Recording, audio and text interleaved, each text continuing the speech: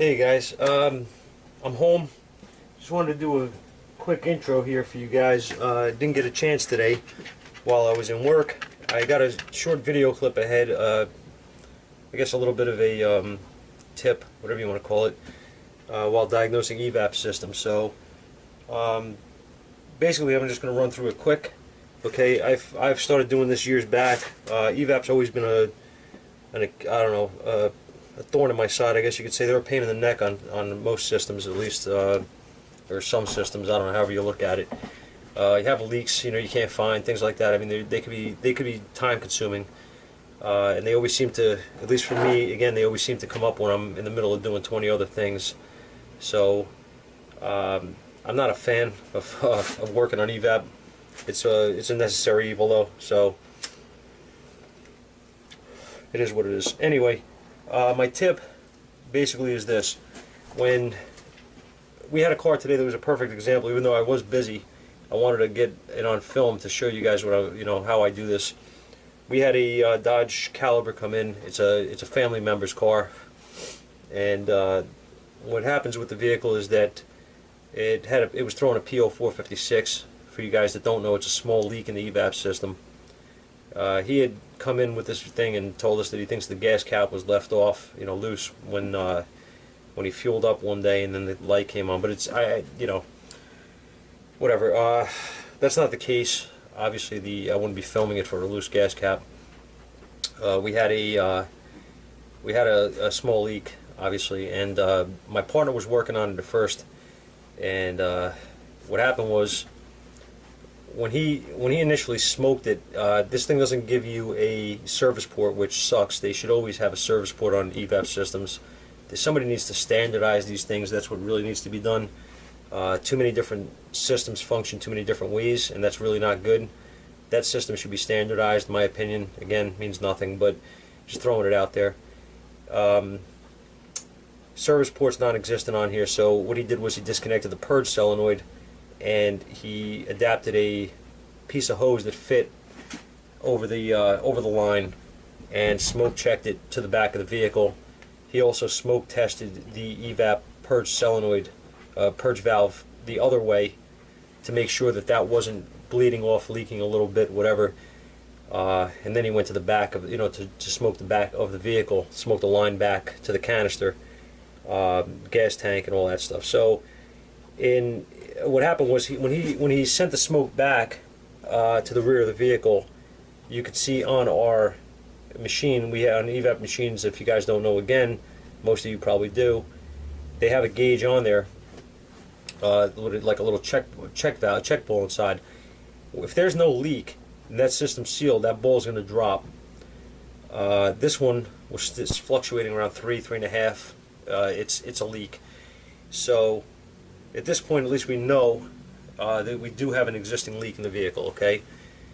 So again, I'm not going to go too deep into this because it's going to become a longer video than I want, and you guys probably already have this information, already know this stuff. But what we did, I wanted to try to look for the leak with him when he couldn't see any smoke. And for you guys that use these smoke machines, you have to have the light in the correct facing the right way. It's just sometimes it's just moving the light or whatever to catch the leak, especially with a small leak. They're hard to see. So I guess I need a smoke alarm battery. So anyway, both of us were looking under there and couldn't find the leak. All right. Now another tip too is fluorescent lights really aren't good for Evap detection. I mean, you can see them, I guess, but it makes it harder. So I recommend not using them for checking Evap leaks. Can't see the smoke that well. Again though, it all depends on the direction the smoke is coming out, the direction the light is facing. It has a lot to do with that, okay? But every little bit helps, and those lights don't help. They're a pain in the ass to try to find them. So anyway, moving on from that, neither one of us could see the leak under the car, okay? So the canister, I suspected that the leak was at the canister or the leak detection pump, from the testing we had done. So I said, let's pull the canister out. It's right there, and the leak detection pump is mounted to it, so we could seal it out of the vehicle and we could actually check it. And I figured it'd make a cool video, out of the vehicle, you know what I mean, to smoke test it. So that's what we did. And as you'll see in the video, we block off the leak detection pump, smoke the canister, don't see any leak. Okay, I still didn't see any smoke. But watching my Evap machine, I could see the gauge still fluctuating the same as it was on the vehicle. So I did isolate at this point my leak at the canister. So what I did, is something I've been doing for a long time. I keep a bottle of, not spray 9, can't think straight, Simple Green and water mixed in a spray bottle. That stuff is freaking awesome to find any kind of leaks, man, in tires, whatever. You don't need a tub for those things. You spray that tire up, if it's got a tiniest little leak, you're going to see the bubbles. It's fantastic. So I sprayed up the canister and the LDP and all that stuff real quick, and instantly saw where the leak was coming from. I didn't see any smoke, but I saw the bubbles. And once you know, though, after I saw the bubbles, I was able to see the smoke. Weird, man. But yeah, so that's where the leak was coming from. As you'll see it in the video, it's pretty neat. So it's just a quick tip, guys, for Evap. If you're having a hard time, you can do it on the vehicle too. You can just spray around and look for the bubbles. You know what I mean? Most of you guys probably already know this, and I'm wasting my time, but whatever. For the guys that don't know, it works real well. That stuff, Simple Green is something I keep at the house, keep at the shop, I keep it everywhere. I love that stuff. So not just for cleaning. Anyway, I hope it helps somebody. I'm in the middle of machining some parts here down in my basement on the lathe, and I'm going to get back to this. So you guys check out the clip that's coming up, and like us and subscribe to us, whatever you guys do, and leave your comments below. See you guys real soon. Alright, we got a 2000 and, don't know what this is actually, 2000, what is this thing? 9 Dodge Caliber with a PO 456. So what we did was we went in, I'm going to show you guys, we went in,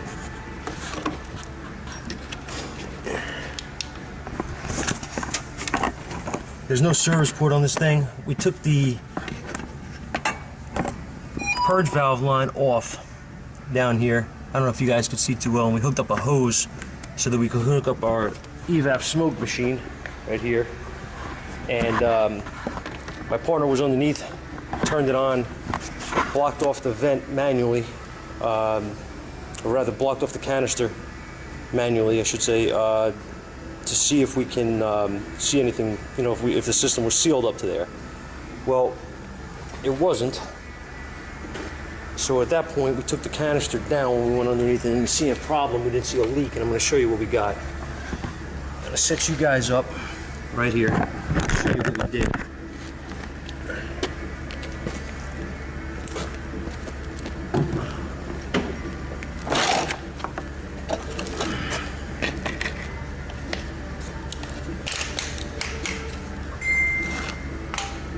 Okay. Hopefully you guys can see.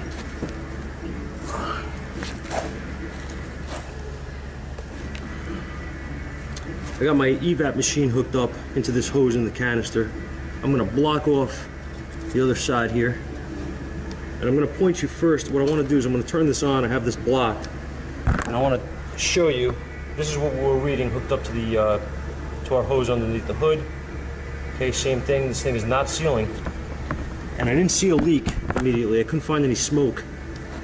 So what I started to do is I took my soap and water, my Simple Green, which is very good for finding small leaks, started spraying around. And I'm going to show you right here.